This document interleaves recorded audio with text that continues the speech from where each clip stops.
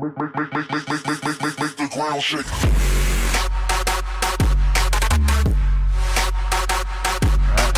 Those of you that watched my last video, I know you're expecting to see a polished 2100. Well, there's 2100 under here, but it's not polished. I couldn't get it to look quite the way I wanted it to. I got all the top surfaces and the tops of the fins to look really good. The problem I had was getting inside the fins. Now, if I had access to a really big buffing wheel, I probably could have done it better, but I don't. And I wanted to make sure that I'd done this video, actual do-it-yourself, what I could do myself. So, a little change of plans. I stripped this, I wet sanded it, and I painted it.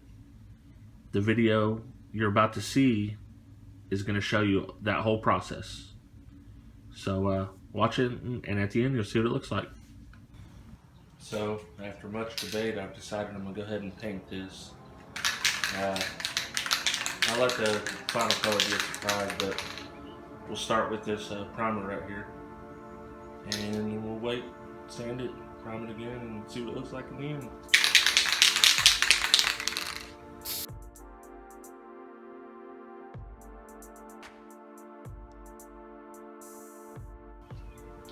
Okay, I've hit it with my second coat of the self-etching primer. I didn't show you this at first, but this is what I'm using on the bare aluminum. After the first coat, use a little Scotch-Brite on it. I'm going to do the same thing, and then I'm going to paint it. This is a 2-in-1 paint and primer, Rust-Oleum, titanium silver. We'll see how this turns out.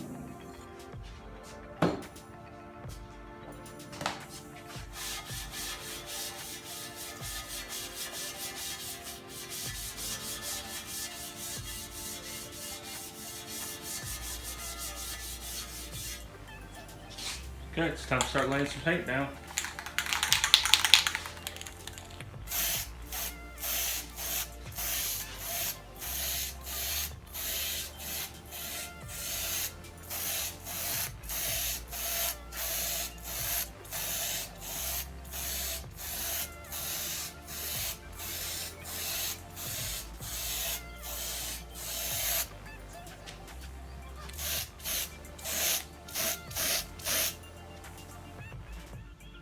Okay, I've got it all sprayed down and finished up.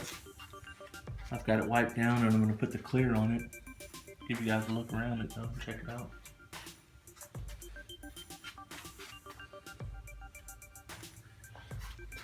You kind of see right here, the digital reference is faded from the sanding and paint primer. Other than that, I'm pretty happy with the finish.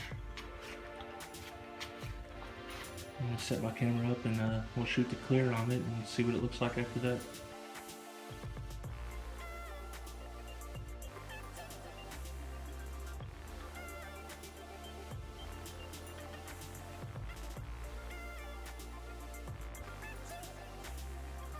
Okay, here's where I'm at with 2100.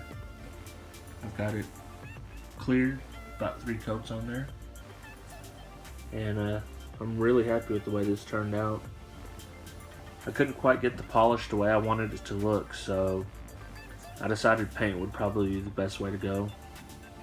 And I'm glad I did.